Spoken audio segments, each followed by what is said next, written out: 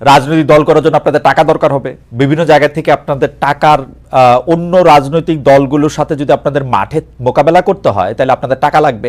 টাকা লাগার জন্য আপনারা বিভিন্ন জায়গা থেকে চাঁদা নিচ্ছেন, কখনো সেই চাঁদা গাড়ি হয়ে আসছে, কখনো সেই চাঁদা বাড়ি হয়ে আসছে, কখনো রূপায়ণ টাওয়ারে আপনাদের অফিস হয়ে আসছে, কখনো আপনার কম্বল হয়ে আসছে সার্জিস, কখনো আসিফ মাহমুদের হেলিকপ্টার হয়ে আসছে।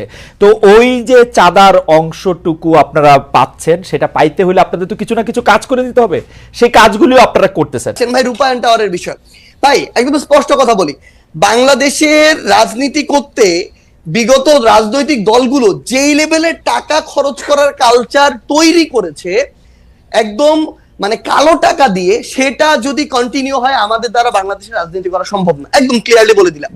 আপনি যে এই গাড়িটার কথা বলছেন ভাই, আমি আপনাকে বলি, আপনি যদি দেশে থাকতেন না, আপনি এতদিনে আমার অন্তত 5 দিন কল পাইতেন যে ভাই মহিউদ্দিন ভাই আপনার তো হচ্ছে 2টা গাড়ি আছে, আমাকে একটা গাড়ি একটু 3 দিনের জন্য দেন বা 1 দিনের জন্য দেন, ড্রাইভার এবং গাড়ি আপনার, তেলটা আমি দিব ভাই। আমি ভাই লিখে দিতে পারি, আপনি খালেদ মহিউদ্দিন ভাই আপনার 2টা গাড়ির মধ্যে একটা গাড়ি একদিনের জন্য আমাকে দিতেন। এরকম আমাদের বাংলাদেশে এই অভ্যুত্থান পরবর্তী সময় হাজার হাজার মানুষ আছে ভাই, যে 16 বছর পরে একটু হাফ ছেড়ে নিঃশ্বাস নিচ্ছে। এই মানুষগুলোর ওই সামর্থ্যটুকু আছে, এই মানুষগুলো এখন লক্ষ লক্ষ কোটি কোটি টাকা তাদের উপরে যে চাঁদা এভাবে চাপিয়ে দেওয়া, সেটা থেকে তারা এখন মুক্ত। আমরা না রিকোয়েস্ট করি ভাই এভাবে ওপেনলি ভাই,